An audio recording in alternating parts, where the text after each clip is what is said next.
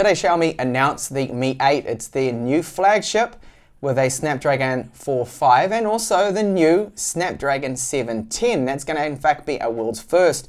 We've got 3 models this time around, so instead of just say the Mi 7, which we're not going to get of course because it's the 8th anniversary of Xiaomi, they decided to name it the Mi 8, but we've got different models here. So I'll start off with the standard model, you could say, the Mi 8. So this has a 6.2-inch screen. It's an AMOLED panel from Samsung with a maximum brightness of 600 nits of brightness. So it's going to have deep blacks, really bright. We're moving away from IPS panels. It's great to see this. So that is a good move. But what isn't a good move, and we knew it was coming, the notch. The notch is here with Xiaomi. I don't agree with this silly trend with mobile phones at the moment. I hope it dies out as quick as it started. But anyway, it is there and we have 3D face mapping and unlocking. So what this promises, according to Xiaomi, is a very secure form of face unlocking that will also be very fast and it will be reliable in low light. So if you happen to do the face unlocking at night, and a lot more effective there. So that is good. I'm happy with that. I'm happy with the AMOLED panel. Now when it comes to the design, when you look at the phone straight away, it just screams iPhone 10. So yeah, it is. Let's admit, it's a shameless copy of that design.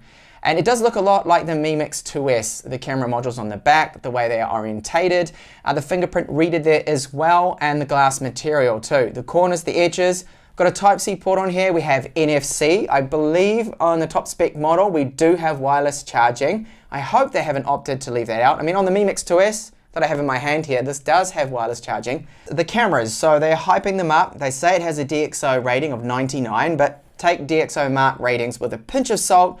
I don't believe they can be trusted. Anyway, the main sensor is a Sony IMX363 with a pixel size of 1.4 micrometers, so it should be good in low light. It does have optical image stabilization for access, electronic image stabilization. There's no mention of 4K 60 frames per second. Now, we've got a secondary sensor that's used for the depth effect mode, which is another 12 megapixel one. It's a Samsung, and that'll give us the blurred backgrounds. It's got AI scene detection up to 206 modes. All the typical stuff that is with the Mi 2S as well, that's got that AI scene detection. You can disable it too if you don't want it. Front-facing camera is 20 megapixels, f2.0 aperture. You do have those animojis if you like that sort of thing. I personally don't, so I'll never probably use that. Now another first here for Xiaomi is dual GPS models. Now you may think of this as a bit of a gimmick, that why would you need 2 GPS modules when there's nothing wrong with the single GPS with my Snapdragon 845 on the Mi Mix 2S, for example. But if you're a tramper, you're a hiker, you're a mountain biker, a cyclist, maybe you do want really accurate GPS, and this phone, Xiaomi is promising that it's going to be the most accurate phone out there when it comes to GPS and GLONASS and all that. Now I'm looking forward to testing this out because I'm a mountain biker myself. Then we get on to the more expensive models. So both of these models also have a 3,400 milliamp hour battery as well. I would have liked to have seen 4,000 milliamp hours, but I guess they couldn't fit it in there. Who knows what their excuse is for that. Anyway, the Explorer model, the Mi 8 Explorer, has a transparent back on it. So like the recent HTC model that's just been released, you can see some of the internals. So it does look cool.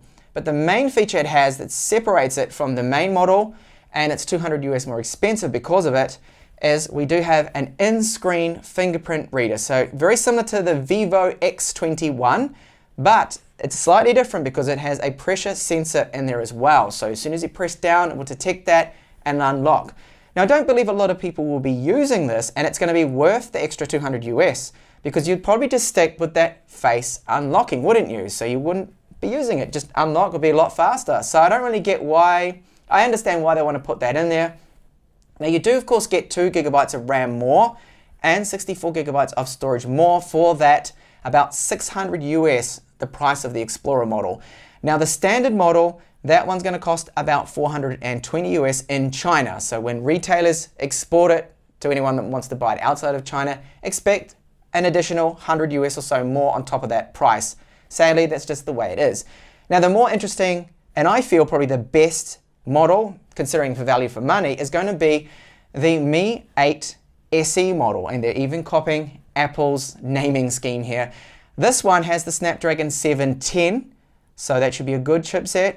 Its performance will be, I believe, very similar to a Snapdragon 820, But the best thing about it is it's got a smaller screen, 5.88 inches. It still has the notch, sadly, but AMOLED panel too.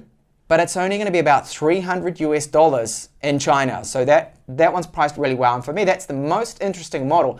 Now, I will be checking out all of these different models in my channel at some point. I aim to get the standard edition as soon as possible, hopefully about on the 8th or 10th of June. So stay tuned to the channel for that. Now, these models are all going to come, hopefully, but probably not actually ship with MIUI 10 that was also just announced. So that has some notification changes, just different aesthetics to it, a few little tweaks. It'll still be based on, I believe, Android 8.1.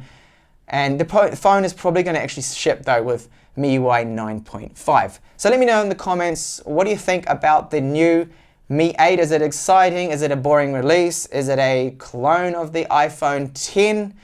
Thank you so much for watching this video, and I do hope to catch you back with my next one. Bye for now.